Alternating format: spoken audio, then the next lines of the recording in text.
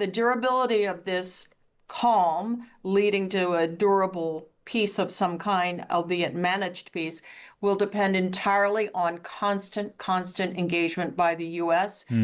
Through both the structure of the CMCC, but also importantly through Witkoff and Kushner. In fact, I want to go to that story first of all, and welcome to the programme, Barbara Leaf, a US ambassador formerly who served as Assistant Secretary of State for Near Eastern Affairs. Hello to you, Ambassador.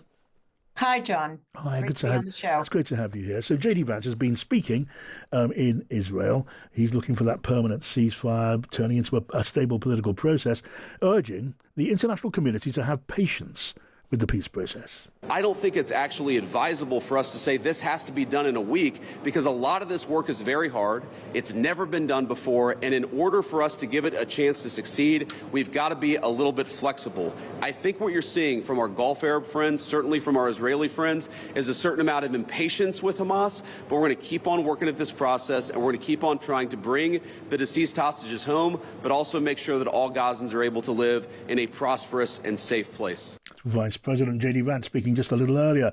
So, Ambassador, in your judgment, what do you think this US team, which has now been joined by the Vice President, what do you think they can realistically achieve now?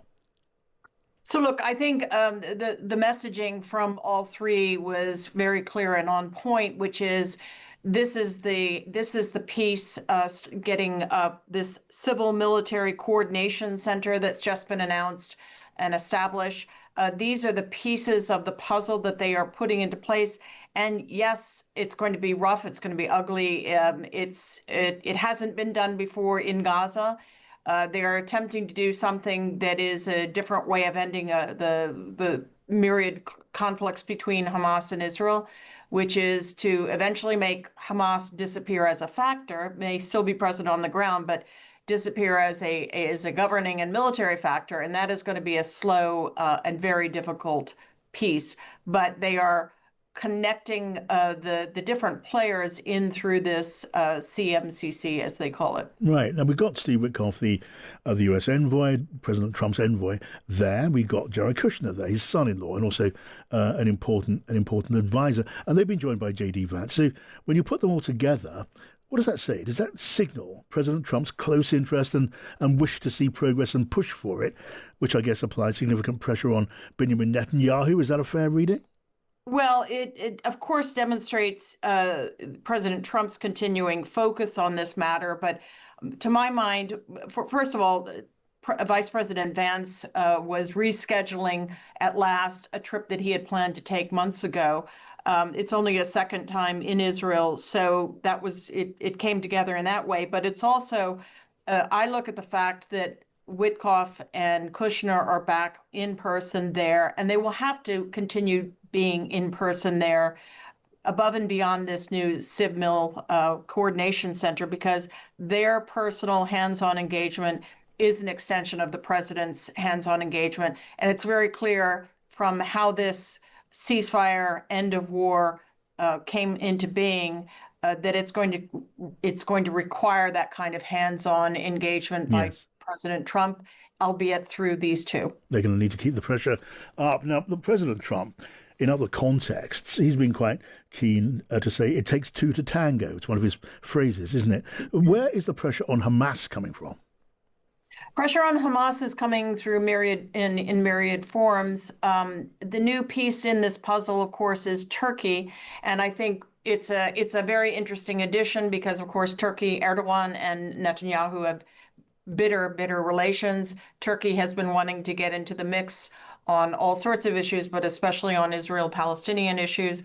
But Turkey is also a very important player in this process to keep pressure on Hamas. Hamas has a key piece of leverage now that I think we have to appreciate is a fact of life, which is it is present on the ground and no one else is in an organized fashion.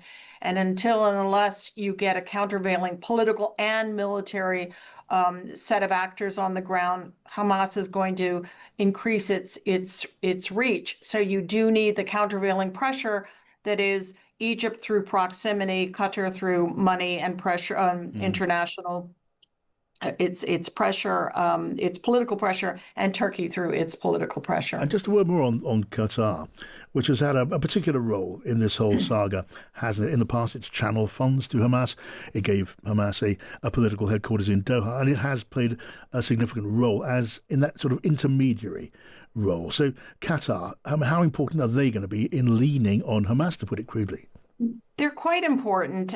You're right that they have been both the physical venue for some of the leadership, important members of the political leadership, as well as a source of funding. But let's also remember that both of those issues, the physical hosting of Hamas and the transfer vehicle for money, was at the request of successive U.S. administrations and of the Israeli government itself back in the day when its approach to Gaza was to try to keep things managed and allowing essentially Hamas to govern without in between these conflicts. So Qatar will remain a critical player in all of this. Oh, you can certainly say, couldn't you, that this peace process, although at the moment it's a ceasefire, hoping to lead to a peace process, but this process was always going to be a very fragile undertaking, and it's proved to be exactly that. We've had dozens of Palestinians killed by Israeli Defense Forces and by bombing. We've seen Hamas executing people in public in Gaza City who were identified as being potential and actual enemies. I mean, what is your? I know, forgive the question, but what's your hunch on the durability of this ceasefire, Ambassador? So, John, you're absolutely right that it was always going to be fragile. It will remain fragile until it's not. And when is that point?